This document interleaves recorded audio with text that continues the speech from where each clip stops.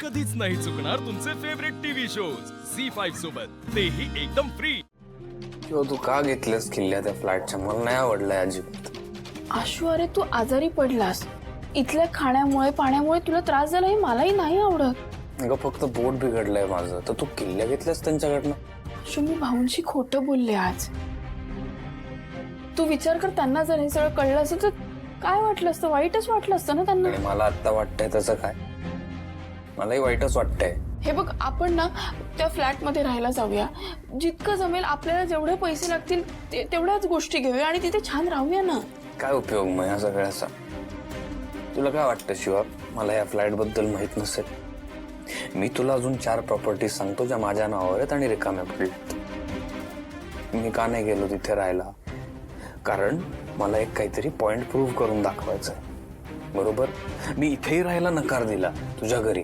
आशू, तेही आपलेच आहेत ना, आणि ते आपल्यासाठीच गोष्टी करतायत। सीताईंची काळजी बरोबर आहे, आपल्या मुलासाठी का नाही तिला वाटणार काही? हे बघ, आपण समजून घेऊन वागूया ना। शिवाय बघ, हा निर्णय मी घेतलाय आणि त्यावर मी ठाम आहे। बस मला या विषयावर पुढे अजून बोलायचं नाही आणि मी अजून इथनं कुठेही जाणार नाही। ठीक आहे, तू चिडू नको, तू शांतपणे जेव। मी चिडलो नाही। आपण उद्या बोलू, हा? आराम कर।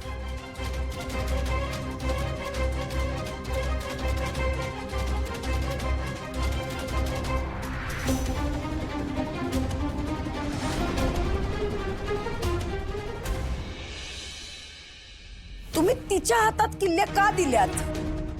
मी तुम्हाला आशूच्या हातात ठेवायला सांगितल्या होत्या ना। आता आशू नक्की नकार देणार। सीता, इतक्या ठामपणे कसं काय सांगू शकतेस तू? मी सांगू शकते, कारण आशू जे वागतोय ना ते तिच्यामुळेच आहे। तिच्यामुळेच त्याने घर सोडलं, दिलेल्या गाडीला सुद्धा नकार तिच्यामुळेच दिला त्याने, आणि आता घराच्या बाबतीत पण हेच होणार। ती त्याला नक्की नकार द्यायला लावणार, मला माहितीये। तिला आशूला बहुतेक वस्तीतच ठेवून घ्यायचंय। असं नाहीये सीता, शिवाचं आशूवर प्रेम आहे, आणि असं असताना त्याची ही अवस्था बघून तिला असं वाटेल का की त्यांनी तिथेच राहावं म्हणून? तिला पटलं म्हणून तिने किल्ल्या घेतल्या। काही नाही, चांगुलपणाची नाटकं आहेत नुसती। ताई, पण शिवा आशूचं वाईट चिंतणार आहे का? हो ना वहिनी, म्हणजे तसं काही कारण? ती जर त्याचं चांगलं चिंतत असती ना तर तिने त्याला हे घर सोडायला दिलं नसतं। मुळात तिने त्याच्याशी लग्नच केलं नसतं, ती अशी त्याच्या आयुष्यात परत आली नसती। काही नाही, त्या शिवाला मी चांगलं ओळखलंय आता। आशू काही आता तयार होणार नाही घरासाठी,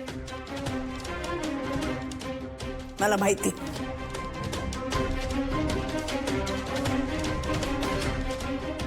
ताई, अगं ऐक ताई।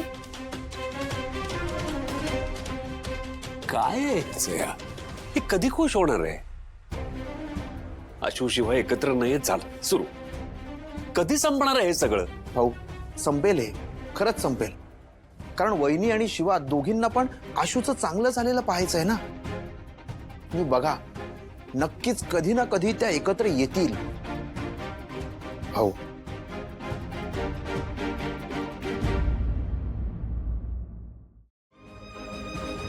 पप्पा, काय करायचं? आशू हट्ट सोडतच नाहीये, काय कळतच नाही काय करायचं। शिवानी,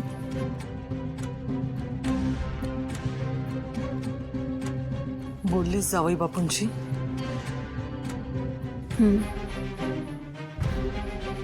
नकार दिला ना त्यांनी? तुला कसं कळलं? ये बसून घे।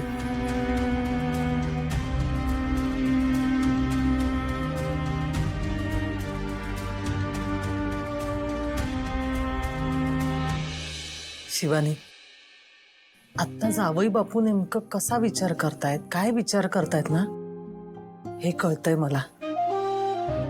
कसं आहे ना, प्रत्येक पुरुषाचा एक स्वभाव असतो. त्याला असं वाटत असतं एखादी गोष्ट आपण ठरवली ना की मग ती करायलाच हवी.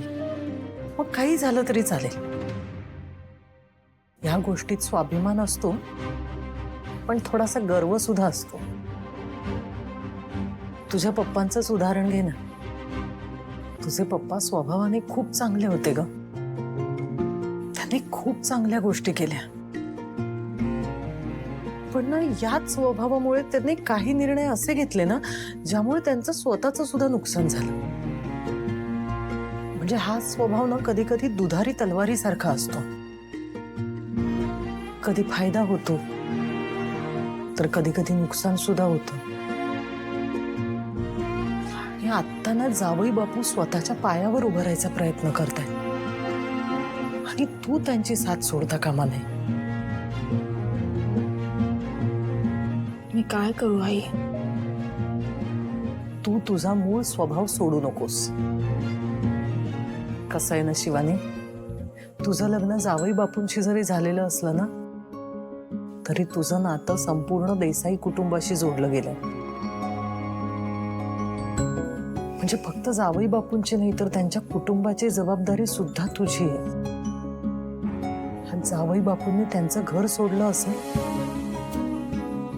पण तुला ती माणसं जोडून ठेवायची. त्यांची जबाबदारी तुला घ्यायची शिवानी. आई मी बोलते आशुशी, सगळं सॉल्व्ह करण्याचा प्रयत्न करते. शिवानी नको काळजी करूस का.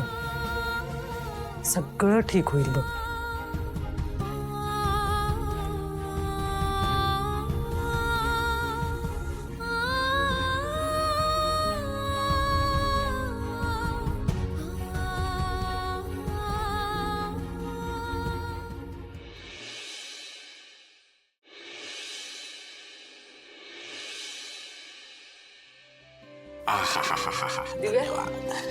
ठेव ना ग. जावई बापू हा चहा. नको, मला नको. अलाउड नाही अजून.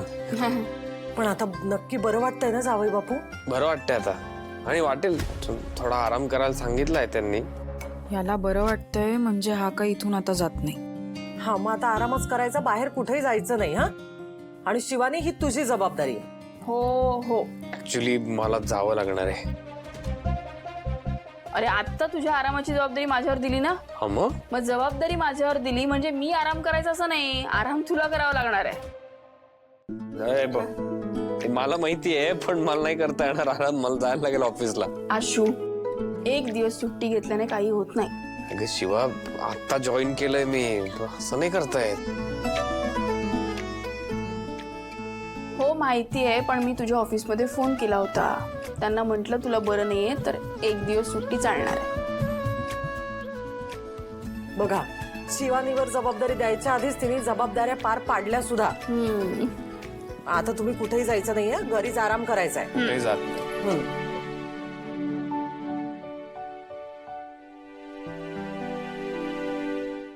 झी 5 ॲप डाउनलोड करा आणि पहा सर्व एपिसोड्स एकदम फ्री.